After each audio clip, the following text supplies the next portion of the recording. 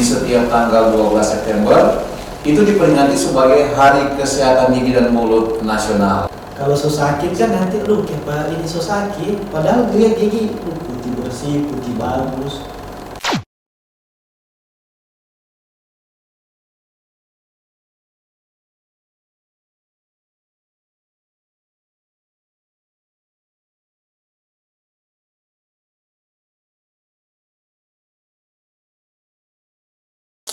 Halo Sobat Sehat, kita berjumpa lagi dalam Promkes, ya sebuah podcast yang dihadirkan oleh Dinas Kesehatan Provinsi Sulawesi Utara yang menghadirkan informasi-informasi kesehatan sehubungan dengan perilaku hidup sehat ataupun juga dengan kondisi-kondisi kesehatan pada umumnya. Untuk episode hari ini, kita akan membahas tentang kesehatan gigi dan mulut. Nah, sebagaimana yang kita ketahui bahwa kesehatan gigi dan mulut itu memang merupakan suatu hal yang harus diperhatikan karena berhubungan dengan aktivitas kita sehari-hari, termasuk misalnya untuk makan ataupun fungsi berbicara dan sebagainya. Dan kebetulan lagi di setiap tanggal 12 September itu diperingati sebagai Hari Kesehatan Gigi dan Mulut Nasional. Nah, untuk episode kali ini kita akan membahas tentang topik tersebut, menghadirkan narasumber yang sudah hadir di studio, Dr. Gigi Julian Gratia Komansilan. Selamat berapa ini, Dok? Ya, apa kabar hari ini? Baik. Nah, Dok, tadi disebutkan bahwa setiap tanggal 12 September itu diperingati sebagai Hari Kesehatan Gigi dan Mulut. Mungkin dokter bisa kasih gambaran sedikit, kenapa harus ada hari khusus seperti ini? Karena mungkin perlu sekedar info awal. Sebenarnya kesehatan gigi dan mulut ini sebenarnya merupakan hal yang sangat penting, apalagi orang bisa dikategorikan orang ini orang pelogo Pemprov itu kan kelapa tuh. Orang itu masih kategori dan kalau mau bilang dekat pantai atau daerah pesisir dah. Nah, kadang-kala itu mungkin orang kesehatan gigi dan mulut itu orang mungkin selalu pandang enteng. Karena apa? Karena biasanya orang kok giginya sakit-sakit apa-apa biar sikat gigi boleh, atau biar yang perlu perawatan boleh. Tapi pada tahun 2010 itu dicanangkan sebagai Hari Kesehatan Gigi dan Mulut Nasional. Dicanangkan dia lahir dari program BKGN atau biasa dikategorikan itu Bulan Kesehatan Gigi Nasional. Jadi dari program yang sudah digagas sebelumnya kemudian dicetuskan tanggal ini. Nah, Dok, menarik ini tadi dokter sebutkan bahwa seringkali masyarakat abaikan ya, masyarakat abaikan cuma Pak gigi dan mulut, pasti juga apalagi kalau banyak makan minum itu akan dianggap sepele. Nah, menurut dokter peran penting dari organ gigi dan mulut itu kalau spesifiknya seperti apa sebenarnya? Sebenarnya kalau spesifik ini gigi dan mulut ini memang paling spesifik. Karena mau masuk makanan, mau masuk minuman atau apapun itu orang bercerita juga itu berhubungan dengan kesehatan gigi dan mulut. Tetapi mungkin banyak yang salah kaprah. Atau misalnya contoh itu sikat gigi pagi. Biasanya orang bangun pagi-pagi, sikat gigi itu langsung sikat gigi, padahal habis sikat gigi orang sarapan dulu. Seharusnya sarapan dulu, baru setelah itu orang sikat gigi. Jadi kotor ulang, baru sikat gigi ulang. Jadi dianjurkan sesudah sarapan. Sesudah sarapan. Nah, kalau untuk perawatan sehari-hari atau yang rutin itu selain menyikat gigi pagi itu apa lagi, Dok?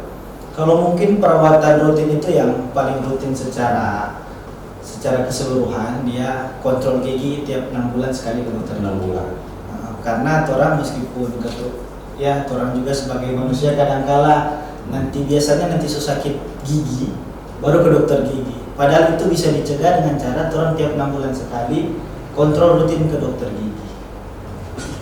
Oke, bicara tentang kontrol ke dokter gigi ini, saya yakin ini kalau banyak yang sahabat sehat ini pasti berpikir sama, selalu kebayang dengan hal-hal yang menakutkan, apalagi dari anak-anak kecil itu selalu bergambaran kalau ke gigi itu dengan pisau ataupun dengan benda-benda tajam, kemudian ada dia masuk di gigi. Nah, menurut dokter apa yang sudah berubah dari zaman ke zaman sampai sekarang ini? Kalau zaman ke zaman mungkin yang berubah untuk sekarang, pilihan dari sikat gigi dan odol itu mungkin banyak pilihan ya, banyak brand bervariasi. Jadi mungkin sekarang kalau ada yang gigi orang biasanya itu kalau sikat gigi ada yang berdarah, ada yang mungkin rasa tidak enak, itu boleh diganti dengan ada sikat gigi yang extra soft, ada yang soft, ada pilihan-pilihan. Ada juga pasta-pasta gigi yang memang dikhususkan untuk gigi sensitif dan sebagainya gitu. Jadi sebanyak pilihan, tinggal bagaimana kesadaran diri orang untuk menjaga kesehatan gigi dan mulut. Iya. Oke. Nah, sekarang ini saya tanyakan karena biasanya perawatan gigi dan mulut itu dimulai dari masa sekolah ya. Biasanya. Tapi sebenarnya Dok, kalau yang paling tepat merawat gigi dan mulut itu dari usia berapa? Kalau untuk merawat gigi itu sebenarnya dimulai dari usia dini di anak-anak. Karena rata-rata mungkin sekarang pas anak bayi itu mulai bertumbuh gigi, kadang kalau orang tua bingung mau menggunakan gigi yang mana atau pasta gigi apa atau mau gunakan apa, itu bisa dikonsultasikan ke dokter gigi untuk gunakan apa. Sebenarnya sejak sedini mungkin, karena kalau anak-anak minum susu, mengkonsumsi susu, itu juga mungkin ada plak-plak yang tak tahan. Makanya pas dia bertumbuh lebih banyak gigi, mungkin banyak gigi yang rusak atau banyak gigi yang busuk karena mungkin keterlambatan info saja. Tapi kalau memang anak-anak kan itu ada fase pertumbuhan gigi, itu ada masih gigi sementara gitu ya. Jadi masih gigi sementara itu pun sudah harus dirawat sebenarnya. Iya, masih gigi sementara pun sudah dirawat, dan juga ada waktunya untuk gigi tersebut untuk tanggal. Jadi kalau untuk gigi itu dia belum saatnya jatuh, belum saatnya terlepas, tetapi kalau dia sudah jatuh itu mempengaruhi struktur gigi nanti suatu saat atau sudah dewasa nanti. Jadi dia bisa mau ada sedikit jarang-jarang gitu karena dia belum waktunya jatuh sudah jatuh. Nah itu juga kalau di kedokteran gigi ada alatnya untuk menjaga DP jarak gigi itu supaya di saat gigi yang pas bertumbuh pada waktu yang pas, dia harus bertumbuh di tempat itu. Begitu. Ya Sobat Sehat, Anda masih bersama kami di Promkes, sebuah podcast yang disediakan oleh Dinas Kesehatan, dan masih bersama saya juga Ferdinand. Nah, kita kembali ke Dokter Gigi Julian. Dok, memelihara kebersihan gigi dan mulut itu seperti yang dokter katakan itu dibiasakan dari usia dini. Ya. Bisa dibagi tips untuk yang menonton acara ini, tips-tips merawat gigi yang seharusnya sesuai dengan kaidahnya. Untuk tips-tips kan, kalau untuk tips-tips biasanya itu kalau untuk yang dewasa, dia itu sama dengan tadi yang saya bilang, itu sikat gigi pagi dan malam. Yang pagi itu seharusnya setelah orang sarapan, bukan setelah bangun pagi. Dan malam itu setelah orang makan malam, bukan sebelum orang makan malam. Memang semuanya sebelum tidur. Jadi boleh kata ini ya, mengawali hari itu, tapi sesudah kita mengunyah sesuatu. Sesudah mengunyah sesuatu, baru mungkin kalau untuk yang makanan, mungkin mengkonsumsi makanan yang berserat, yang buah-buah, yang serat tinggi. Karena biasanya dia itu boleh mau bespul, kalau istilah bahasa Manado, bespul di mulut ya. Misalnya buah-buah yang berserat tinggi, pepaya, apel dan sebagainya. Baru komang kalau yang untuk memang butuh tambahan yang kadang-kala ada yang gigi yang sulit dijangkau oleh sikat gigi, itu boleh menggunakan dental floss atau benang gigi. Jadi itu boleh memang ada dijual, itu biasanya dental floss. Yang itu yang untuk yang memang bagian gigi yang orang rasa tidak terjangkau. Yang biasanya karena kalau orang tidak rawat itu dia bisa jadi pemicu karies atau lubang gigi, atau bisa menjadi pemicu karang gigi. Dengan yang selanjutnya mungkin yang terakhir, untuk anak muda biasanya di praktek itu sering ditemukan gigi yang di bawah kiri lah atau kanan itu banyak yang retak. Di tua-tua juga ada beberapa yang sudah tua.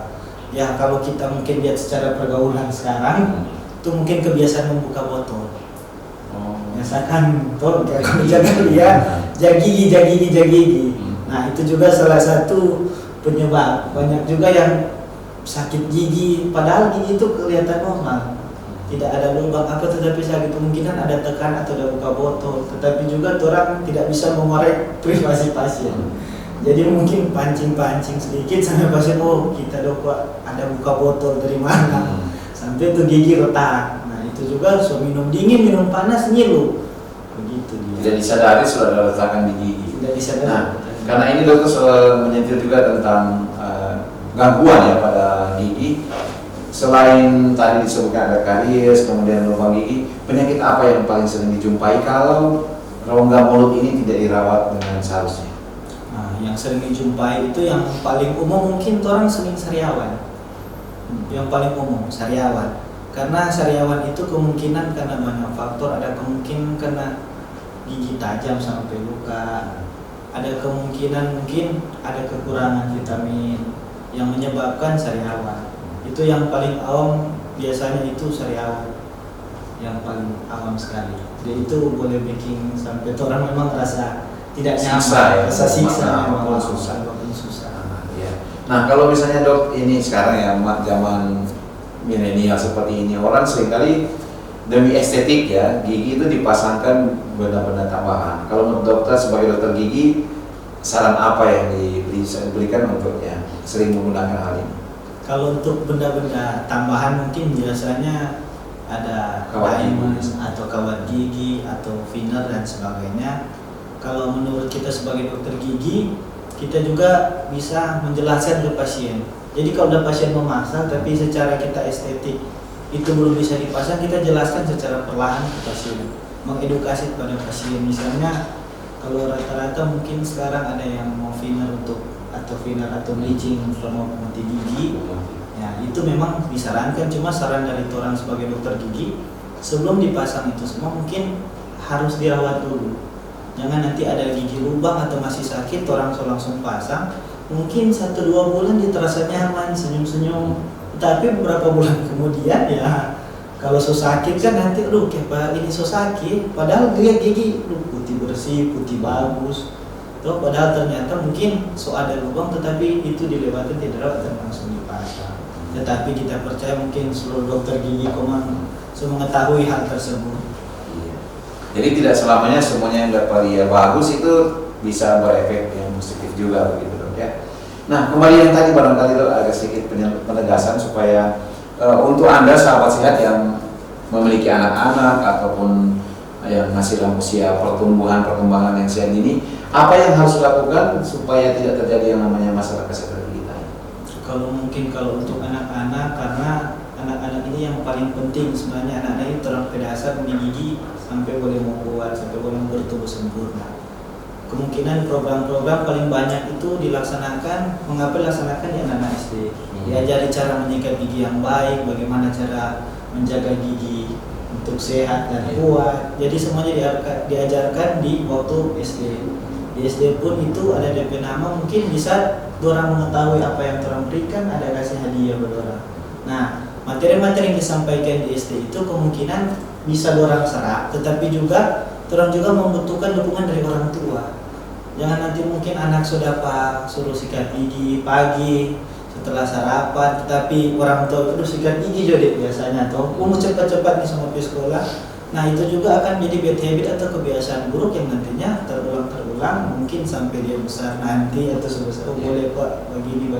Nah itu juga orang membutuhkan kerjasama dari orang tua, karena orang tua yang lebih tahu dan mengajarkan ke anak-anak.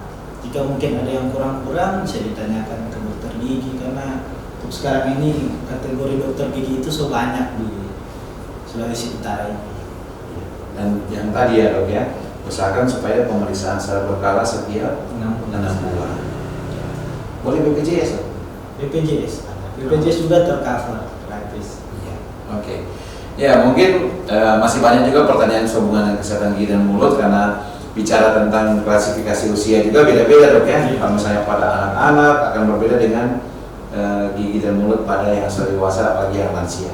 Tapi karena waktu yang membatasi kita masuk di bagian akhir, mungkin ada pernyataan closing statement dok untuk kesehatan gigi dan mulut seharusnya bagaimana? Untuk closing statement mungkin karena bertema dengan hari HKSM, Hari Kesehatan Gigi dan Mulut.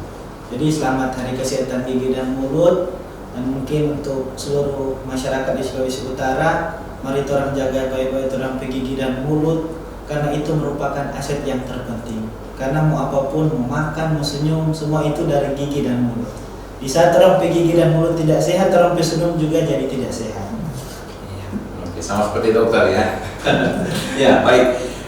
Terima kasih untuk perhatian Anda. Demikian untuk pembicaraan kita untuk edisi kali ini mengenai kesehatan gigi dan mulut bersama Dr. Gigi Julian Gratia Kumansilan. Terima kasih banyak dok untuk kesediaannya, dan untuk Anda sahabat sehat, kita akan berjumpa di episode lain berikutnya dengan topik-topik lainnya. Saya Ferdinand mengucapkan terima kasih dan Sampai jumpa.